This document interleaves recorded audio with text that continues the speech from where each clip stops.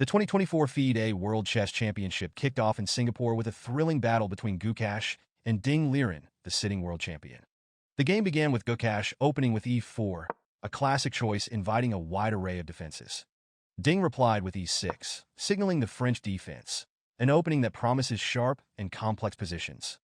This wasn't entirely surprising since Ding had used it successfully in his previous match against Nepomniachtchi, likely influenced by his second, GM Richard rapport.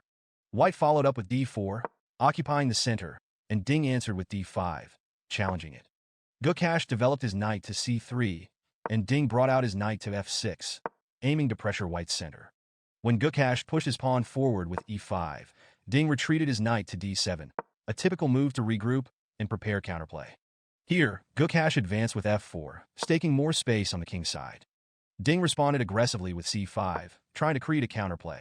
Instead of the standard knight f3, Gukesh opted for the somewhat unconventional knight c2, preparing for a flexible pawn structure. Ding responded with knight c6, developing his pieces harmoniously. White c3 led to a transposition into a well-known French defense structure, where Ding surprised with the bold move a5. This move aims to seize space on the queenside, a less popular but aggressive choice. Ding was clearly ready to take the game into uncharted waters. Both sides continued developing. Gukesh played knight f3, while Ding pushed his pawn further with a4. Gukesh followed with b3, and Ding calmly developed his bishop to e7, preparing to castle. Or is he? Gukesh then launched an ambitious move, g4, seeking to unsettle Ding's position early. Ding responded coolly with queen a5, pinning down White's queenside pawns and eyeing counterplay. Gukesh developed his bishop to g2, and Ding's next move, a3, hinted at aggressive queenside intentions. The game was now on fire, with both players aiming to dictate the play. Gukesh countered sharply with b3, challenging Black's queenside pawn push.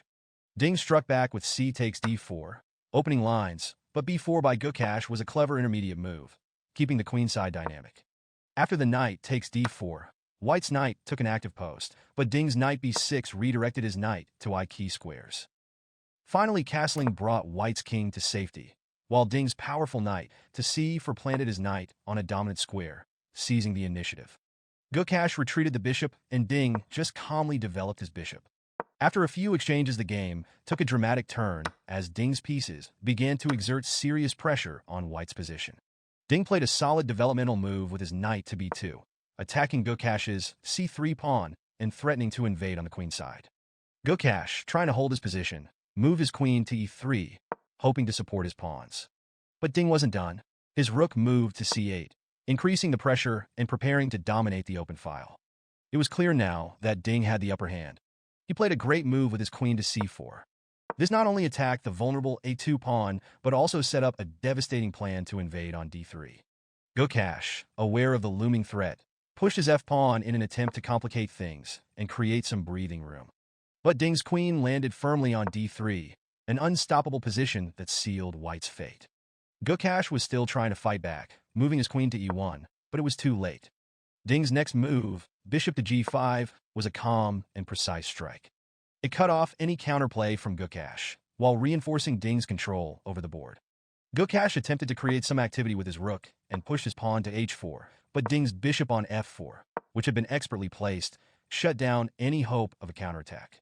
Gukesh's pieces were running out of options, and his only real hope was to try to complicate matters. He played queen to b1, hoping to create some threats, but Ding simply responded by capturing Gukesh's pawn on c3 with his rook. Now, Gukesh had no material compensation, and his position was hopeless. Gukesh was forced to trade a lot of pieces. Ding amazingly coordinated his pieces, and the final nail in the coffin was capturing the pawn on a2. Ding was already a pawn up, and promoting his pawn was inevitable. Gukesh resigned. Ding's overwhelming control of the game and his brilliant play in the late middle game left Gukesh with no way to defend. It was a stunning victory for Liren, who had played with confidence and precision throughout the game, and a great start to the match.